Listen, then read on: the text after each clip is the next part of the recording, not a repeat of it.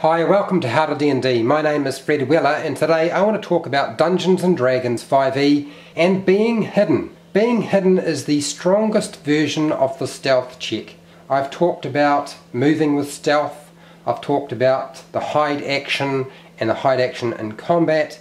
Being hidden is another level of stealth that as a general rule a lot of people don't quite understand. So first of all, I want you to have a look at the Player's Handbook on page 177. That's not to say that all of the information that you will need is here. Some of it will be in Sage Advice that Jeremy Crawford has actually talked about in the past. He has actually spelled out what hidden means, because hide is when you are unseen.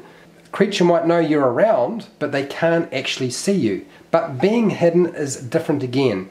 Being hidden means essentially that you can't be seen, you can't be heard, and potentially you can't be smelt.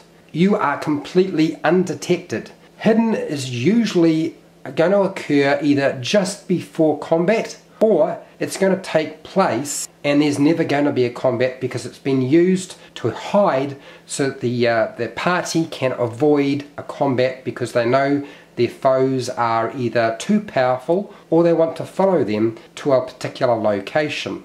So what happens at the beginning of combat if you are completely undetected? Well, the first thing, and I've done a video on surprise attacks, is you get a surprise attack. That means you get to attack in the very first round, and if you are dealing with a foe who is surprised, they don't get to do anything in the first round because they are surprised. They will get to act in the second round. So being hidden is very, very powerful. The other factor to take into consideration is if you are hidden, you are also unseen, and unseen attacks get advantage. Now, as long as you remain unseen in the first round, you are going to get advantage on your first attack. So I'm going to play this out and show you exactly how this would work. I have used an ambush situation because ambush situations, or where you are hiding from a creature and letting them pass, is the most common use of being hidden. So the party are on the King's Road and they're hiding in the bushes. They know that there are goblins moving along this road and they've decided they're going to set up camp and just hide. They're not going to move around. So one of the stipulations is you can't move, you can't really talk, you really can't do anything that would create noise. Now that's up to the Dungeon Master to decide if what you are doing is going to create noise and whether you still retain the condition of being completely hidden. You might be unseen, but you might not be completely hidden if you start making noise. So you need to make sure whatever your character is doing is not making noise. You also need to be in something that allows you to be unseen. So whether you are invisible, have total cover, or are using heavy obscurity like bushes or trees, which is what the party are doing in this particular situation.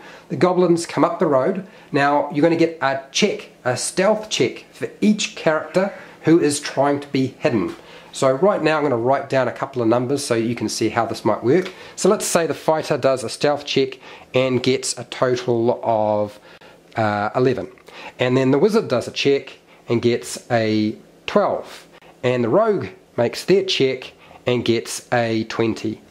And then the cleric makes a check and they get a 19.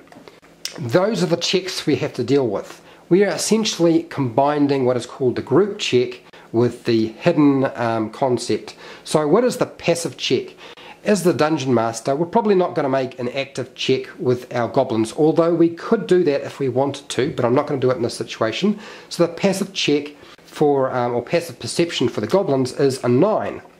If we compare the scores of our party with this, you can see that they all have succeeded. They're all greater. That means they're all hidden. They are undetected. That means they get to have advantage. Roll 2 dice and take the highest result on their first attack. Now here are some provisos to this. Let's start off with the fighter. If the fighter decides to break cover in the first round, even though they get to attack during that round, they are seen. They no longer have advantage. You have to stay in cover.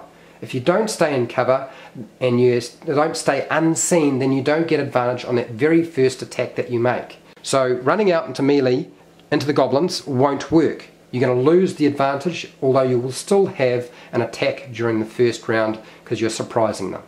Okay, Wizard stays in cover, decides to cast a spell. That's perfectly fine, you can do that. Now what happens if this rock here is obscuring everything and the Wizard can't actually see? As soon as it tries to move somewhere, which it could, it has to stay in cover. Got to stay in cover. If you don't stay in cover, you're breaking the conditions of one. You've already got the surprise attack, that's already been determined. Okay, but you're going to break the conditions if you move out into the open. You must stay in the cover, make sure you have a bead or a line of sight, cast your spell and be done. Same thing with the cleric. Use a ranged spell of some kind or ranged weapon, whether it be a light crossbow or something like that.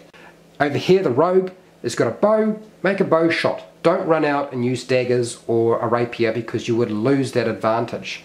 Because once this moves into round 2, there's no being hidden. People can use their action, or characters can use their action to actually take the hide action, but as soon as you make an attack, you are basically, you've lost your position. You need to actually re-hide, make another stealth check to actually gain the benefit and get that advantage on the attack. If you found this video helpful or informative, please share, like and subscribe. Make a comment below if you have any questions about being hidden, and I will do my best to reference everything. Till next time, keep rolling those 20s.